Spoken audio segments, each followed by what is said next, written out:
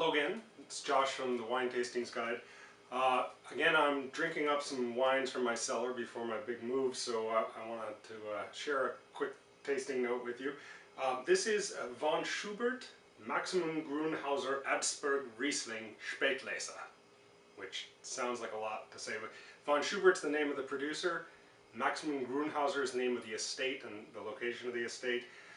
They have a few different vineyards around that estate, and the top one, the one that's considered the highest level, is Abtsberg. That's the vineyard name. And so Riesling is the grape, one of the noble grape of German wines. And the Spatlese, which is the second level above Cabinet of ripeness. So it's not a sweet late harvest wine. It has some residual sugar usually, but this is a 2006 that 2006 I think was a warmer kind of ripe year. I like the wines young. They were approachable young. I don't know that they would age very long. I bought a bunch of them because it was my first son's birth year, so I wanted to taste wines from his birth year as they matured. This is 2006 so it's about 10 years from the vintage, and I'm curious to see how it's, by the way, there's the bottle.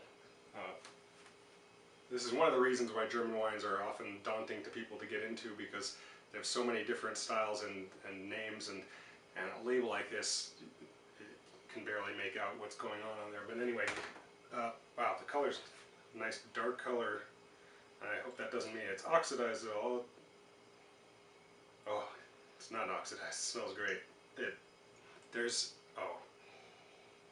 Wow, it's got a classic kind of, a little bit of this, I know I use the term minerality a lot, but it's got this very intense, like almost like slate or flinty minerality that's almost a little smoky in a sense. But I think that's classic for the Abtsberg vineyard, and it has also a little bit of a petrol-y kind of note that, again, that's something people often describe that comes out in German wines, and I've noticed a lot in Abtsberg. If there's too much of it, it can be off-putting, but just the right amount kind of gives complexity to it. They call it petrol. It's like it's almost a gasoline smell, but not in a stringent, bad way. But then there's still some ripe. You can smell the ripeness of the vintage. There's a ripe kind of apricot-y kind of fruit underlying it all, but very well balanced together.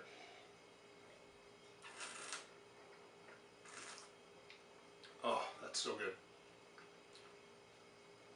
This is, I think, mature. It's a lot of Spätleses from maybe a little less ripe year that have more acidity and stuff could easily need 10 to 20 years to be in its prime, although they're delicious young too as well. This, I think, is already pretty much in its prime. It's still got that, again, minerality and kind of stoniness to it that's really fine. It's got a kind of filigreed, kind of very precise kind of mouthfeel to the very fine texture to it. But at the same time, it has an unctuousness that's balanced by that. It still has grip, but it's not a really high acid wine. So already at 10 years of age, it seems like it's drinking pretty ideally.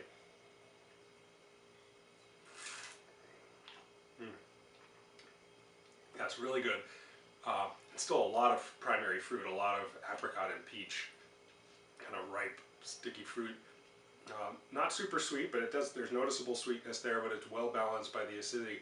But as this gets older, I think it'll do fine for another probably 10 years. But this isn't the kind of Spätlese you would hold on to for 30 or 40. I'm sure it might be very interesting at that stage, but I think once that fresh fruit is gone, and it's just kind of, and some of that acidity is tamed a little bit, at that point it might not be as balanced. Whereas right now it's kind of in its prime. I think.